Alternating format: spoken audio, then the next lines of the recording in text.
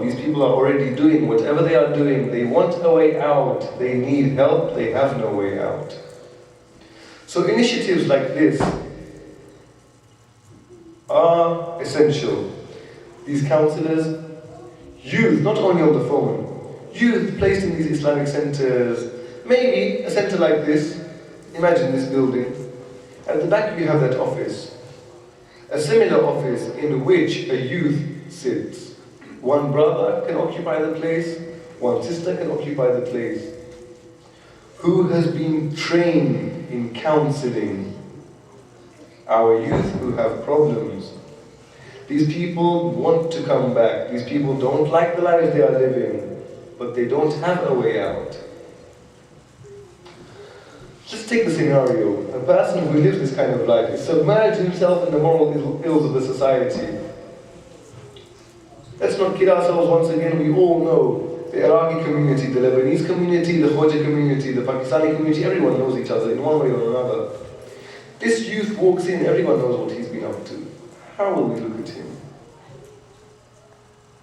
How will we stare at him? How will we whisper about him? Do you think he's not aware? He's aware. Do you think he'll come back? He won't come back. He wants help, or she wants help.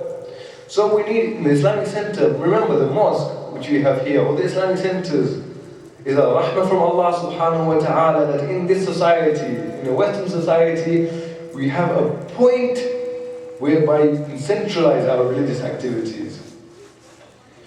In a society where we are submerged and we are too busy to think about anything else, we just about have time to pray the 5 daily prayers, in that society we have a place where we can feel comfortable to congregate and speak to each other about what we are experiencing.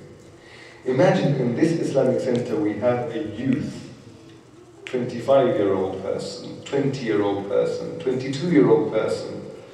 That's my 18-year-old brother who's a drug addict. That's my 17-year-old sister who has been doing everything behind her parents' back and her parents are unaware of. Who want help.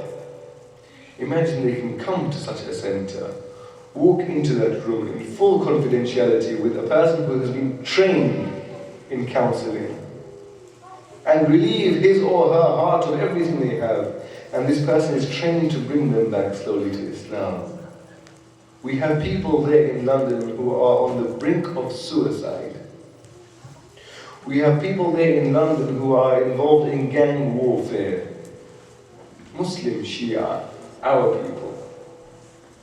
I'm sure I haven't stayed, this is my first time in Canada, and I haven't stayed here more than 10, 12 days so far, but I'm sure in this society we have similar problems. We need these things. So something, inshallah, we can think about as leaders of the community, as pioneers of the community, as leaders of the youth and youth bodies. These are things we need to think about. These are things we need to envision. We are already 10 years too late. Now is not something we should be starting now. Now is damage control. So from the youth bodies, this is something we need to think about. This Muslim Youth Helpline kind of organization, which can, first of all, obviously we need trained youth. So we need to train our youth in counseling, who are open to problems, who are facing similar problems, who have walked the same road. Not a 70-year-old, 60-year-old, 50-year-old, 40-year-old. These people can't even talk to their own parents about their problems. Their parents come from Iraq and from Lebanon and from Pakistan and from India. They don't even understand the problems. Even if they were to be told the problem, they wouldn't understand the problems. Someone who has been raised here. هو الذي بعث في الأميين رسولا منهم, from them. You want to guide people, you bring a sheikh from Iraq to guide this youth, it's not going to work. Or from anywhere else. These people need رسولا منهم. Someone who understands them, someone who lives like them, someone who has encountered similar problems to them. So for the youth, as far as the youth side is concerned, for the youth bodies which are here, this is something to think about, consider, implement as soon as possible before more of us walk astray. And for the community elders, to help the youth in this aspect with their time, with their finances, is essential. And to have something like this in the community, like we have in high schools, right? We have a school councillor. Can you imagine the school thought of this and the mosque didn't think of this? What a shame. What a travesty. That the school and the university and the educational foundation and institutions thought of this, that our youth are in problems, they need help, they had counsellors, and the mosque or the Islamic Center didn't think of this. Well, the morning starts from when you wake up. Now that we have woken up, it needs to be implemented now, as soon as possible.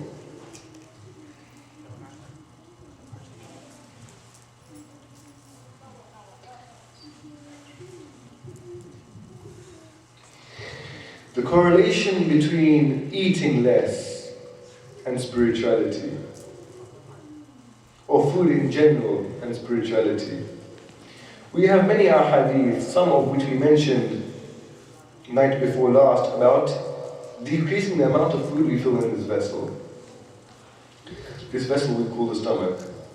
In order to understand, or to have some understanding of the relationship between the food we eat and spirituality, we have to recognize, first of all, there is a relationship between my physical self and between my spiritual self. Everything I see will affect my soul. The eyes are a window to the soul.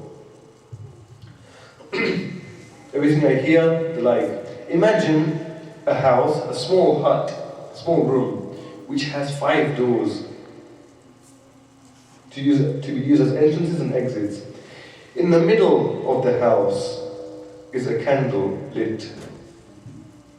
This candle is the flame of Islam and the love of Allah. The more you open the door and the more you keep it open, the more likelihood there is of this candle being blown out, or its flame weakening. These 5 doors are our 5 senses. The sight, the hearing, the smell, the taste, the touch. The more we open these doors and allow the snow and the wind to come in, the less chance this holy candle will stay alight. There is a direct correlation between our nafs and my physical body. The English proverb says, "You are what you eat." It says that for a reason. Anything we eat will affect us directly. And we see every food has certain effects which it has on the body. Dates give you more energy, fish has its own effect, red meat has its own effects, chicken has its own effects. To take it one step further, these foods, especially meat, chicken, and these things, fish, even honey and milk, because they come from animal kingdom. These foods we call the ruh. Those foods which have come from something which has a soul. In this food chain, we eat from a cow, we eat from a lamb, we eat from chicken. Their inner selves and their characteristics also has a correlation with their physical selves.